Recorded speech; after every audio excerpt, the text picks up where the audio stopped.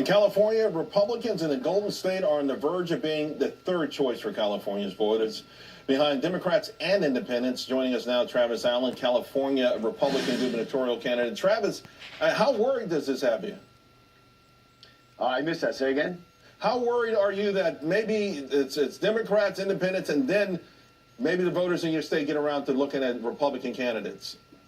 Not worried at all. So, a lot has been made. There's only 25% Republicans and 44% Democrats in California. But what everybody misses is that Jerry Brown, our current governor, was elected with 4.3 million votes in 2014. Donald Trump just got 4.4 million votes in 2016. There's more registered Republicans in California than any other state in the nation. All we got to do is turn out the Republicans and the disaffected Democrats. And I'll tell you right now that the governor's seat is within reach this year in California. Of course, you got 39, almost 40 million people living in the state as well. How do you get that accomplished?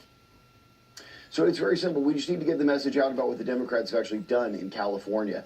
Their two leading candidates for governor, Antonio Villaraigosa and Gavin Newsom, are both mayors of failed cities in California. 58,000 homeless on the streets of Los Angeles, 22,000 intravenous drug users on the streets of Gavin Newsom's San Francisco. So bad there, you actually need maps so you know which streets you could walk on and which streets you should really avoid because of all the human waste.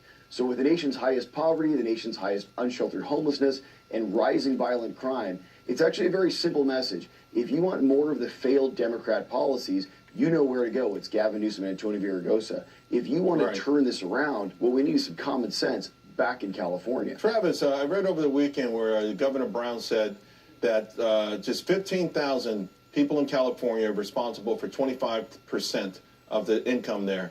I mean, you talk about a staggering figure. That, on one hand, it shows that the economy, has worked out very well for your state, which took in $3 billion more this year than anyone thought they would. But on the other hand, that's not equality, right? I mean, you've got 0.004% of the population paying 25% of the taxes. Yeah, and then Jerry Brown and Gavin Newsom and others are trying to chase them out with ever higher taxes. I mean, think about this. We pay the highest income tax in the nation, the highest sales tax, and one of the highest corporate taxes. And they want to raise us even further with the gas tax that they just passed, which, of course, I am the lead author of the repeal of the gas tax. I was one that started the fight. We will get this on the ballot. But the point is they're trying to chase out all of the Californians. We've lost 243,000 Californians on balance over the last 7 years. So what the answer really is the answer is actually not more taxes and chasing more companies and people out of California. The answer is direct. It's lower tax in California. Allow more people to actually share in this economic boom that was created by President Trump. And something that wasn't mentioned when they came out with the budget last week is they have an extra $3 billion on their hands that they were not expecting to have. And actually some estimates even up to $9 billion. The reason is very simple. It's Trump's tax cuts coming to California. And that's why I'm saying it's an amazing number. They admit it themselves. Travis, thanks a lot. Appreciate it. More Varney. Thanks so much. Let's take back California. All right, more Varney right after this.